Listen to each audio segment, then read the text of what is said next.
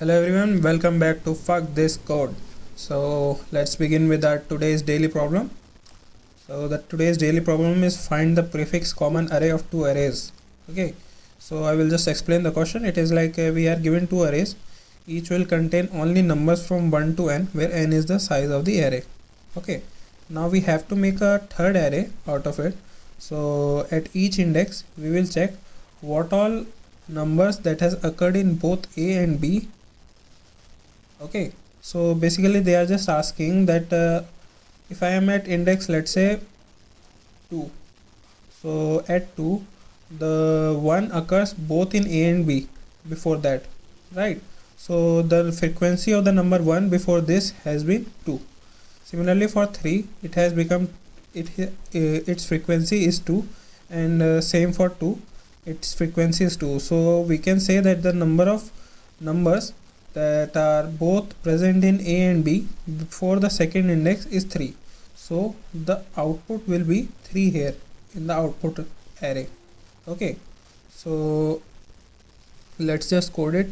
So it will be, first we will create a vector int hash. It will be of size a dot size initially 0, and then we will make another array that will be the result array, okay, that we will return. Now I will just traverse.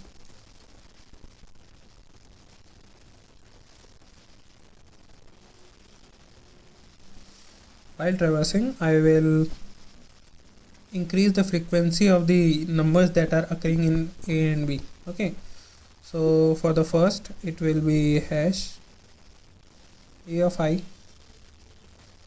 So like the first is 1. Okay, so since we have to take it as, since we have a size of 4 only, we will just decrease it by -1 so that we can basically match it with the indexing. Okay, so hash of ai minus 1 will be increased by 1. Similarly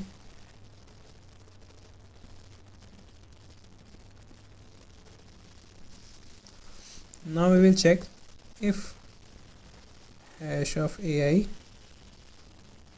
has become 2. If yes, then increase our count. So I didn't take count, so let's take a count also. That will just keep a note, help me keep a note of how many numbers have been repeated both in a and b. Okay, count plus plus, and then we have, when we check if the b one also has become 2. But then in the case of the second index, when we check for 2, we have increased the count by 1. But when we check for hash bi also, we find that the bi is also 2. So for not repeating the count again, we will just check if ai is equals bi, and we will check hash of bi equals 2. Okay, now count plus plus. Okay, so we have got the number of count till this index. So just result dot pushback count, and at the end return result.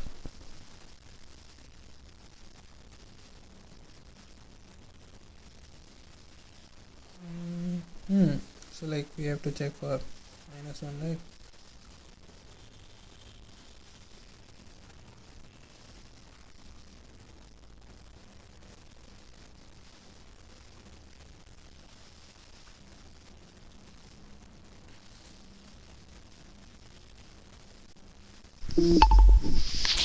Now what all the experienced coders say that you should solve these many quality questions and you will be done. Okay, so I did around 400 problems, but after that I got to know that it's right that we have to follow some quality problems only, but problem is that we just solve another problem, and It's not like all the 400 problems was solved only by me.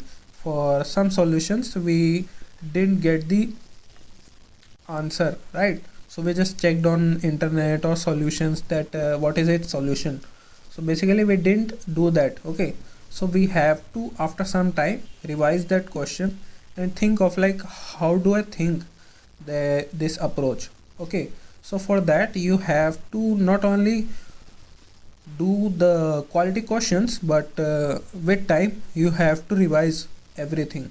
All these matlab, you just need to revise all these quality questions sometimes, like what is their approach and what are the patterns. So like in my videos I will also talk about at the end the patterns that you have to think in the question, like in each question what will be like the pattern. So in this question it says like at each index we have to check what was before that happening. Okay, so wherever we find that we have to check at index what's happening behind, we take hash.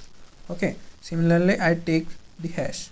Now they wanted to ask me like what are the numbers that appeared both in a and b, and since the numbers in a and b only appear once, we can say that if it occurs both in a and b, its frequency will be 2, right? So this was the only pattern you can find in this question. Okay, thank you everyone. Let's meet tomorrow again for the daily problem. Bye bye.